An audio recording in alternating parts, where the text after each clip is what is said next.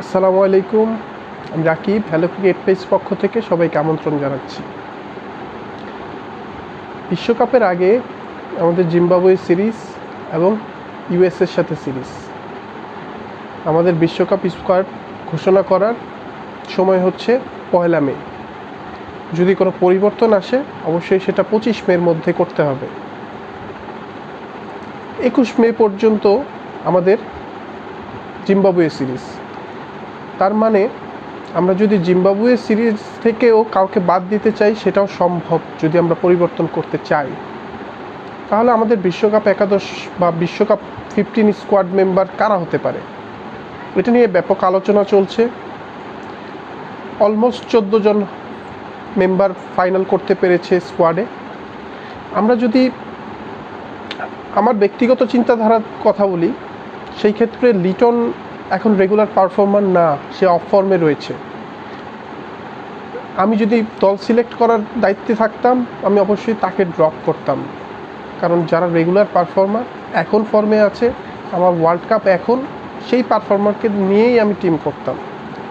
আগের অভিজ্ঞতা, আগে ভালো খেলেছে, এটা দিয়ে আসলে দল নির্বাচন করলে এই অফ ফর্মের ধারাবাহিকতা যদি রয়ে যায় তাহলে সেটা দলের জন্য ক্ষতি হবে।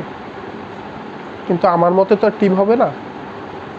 তো সিলেকশন প্যানেল, বিসিবি চিন্তাধারা নিয়ে কিভাবে টিম করা হতে পারে সেই আঙ্গিকে আমি 14 জনের একটা মেম্বার আপনাদেরকে জানাতে পারবো, যেটা অলমোস্ট ফাইনাল করা হয়েছে। হয়তো জিম্বাবুয়ে সিরিজের পরে 15 সদস্যের দলটা আমরা পাবো। হয়তো 1 মেতে আমাদেরকে স্কোয়াড দিতেই হবে, সেখানে 15 জনের একটা স্কোয়াড ঘোষণা করা হবে। কিন্তু 25 তারিখ পর্যন্ত কিন্তু আমাদের দল পরিবর্তন করার একটা সুযোগ রয়ে যাবে। সেটা জিম্বাবুয়ে সিরিজে কেউ যদি খারাপ খেলে অতিরিক্ত লেভেলের, তাহলে সেই ক্ষেত্রে কিন্তু সেটা পরিবর্তন হতে পারে। তো আমার স্কোয়াডে প্রথমে কারা আছে,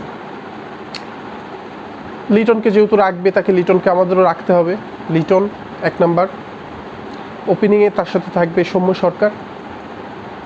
3 নাম্বার পজিশনে আসবে নাজমুল হোসেন শান্ত। 4 নাম্বার পজিশনে আমাদের তাওহিদ হৃদয়। 5 নাম্বার পজিশনে আমাদের অলরাউন্ডার সাকিব আল হাসান। 6 নাম্বার পজিশনে কে থাকবে? 6 নাম্বার পজিশনে থাকবে আমাদের মাহমুদুল্লাহ রিয়াদ। 7 নাম্বার পজিশনে থাকবে জাকির আলী অনিক। 8 নাম্বার পজিশনে থাকবে রিসাদ হোসেন। 9 নাম্বার পজিশনে থাকবে তাসকিন। 10 নাম্বার পজিশনে শরীফুল। 11 নাম্বার পজিশনে মুস্তাফিজ। এটা তো অটো চয়েস। এখন বাকি যে 4টা পজিশন বাকি রয়েছে সেখানে কি ধরনের চমক থাকে সেটা হচ্ছে কথা। তো আমার যতটুকু ধারণা সাইফুদ্দিন হয়তো বা ব্যাক করবে। তো আমার 12 নম্বর পজিশনে আমি সাইফুদ্দিনকে দেখতে পাচ্ছি যে সে হয়তো বা বিশ্বকাপ স্কোয়াডে ঢুকে যাবে। 13 নম্বর পজিশনে শেখ মাহিদি থাকবে, আমাদের অফ স্পিনার অলরাউন্ডার, যেহেতু মেহেদি মিরাজকে আমরা স্কোয়াডে দেখতে পাবো না। 14 নম্বর পজিশনে ব্যাকআপ ওপেনার হিসেবে তানজিম তামিম থাকবে। 15 নম্বর পজিশন নিয়ে এখনও ডাউট আছে, এখানে আমরা এক্সট্রা স্পিনার নিব না এক্সট্রা পেসার নিব, এরকম একটা শঙ্কা রয়েছে। এখানে আমরা একটা এক্সট্রা পেসার তানজিদ সাকিবকে নিব, নাকি আমরা আফিফ হোসেনকে নিব, নাকি শামীমকে নিব, এরকম একটা ডাউট রয়েছে, যেটা কিনা জিম্বাবুয়ের সিরিজের আগে আমার যেহেতু স্কোয়াড দেওয়া হবে তখন আমরা জানতে পারবো।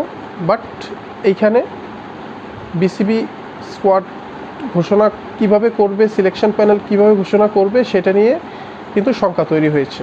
তো এই পজিশনটা অবশ্যই কোনো নির্দিষ্ট প্লেয়ারের ব্যাকআপ প্লেয়ার হিসেবে চিন্তা করতে হবে, যে আমরা স্পিনার নিয়ে যাব না আমরা পেসার নিয়ে যাব, নাকি আমরা তানজিম সাকিবকে একটা সুযোগ দিব। এই হচ্ছে মোটামুটি 14 জন মেম্বারের একটা স্কোয়াড ঘোষণা করা, মোটামুটি ফাইনাল করা হয়েছে। 15 নম্বর স্কোয়াডটা যে কারো জন্য খুলে যেতে পারে, হয়তো বা নতুন চমক হতে পারে, নতুন কাউকেও সুযোগ দেওয়া হয়ে যেতে পারে। সকলকে ধন্যবাদ।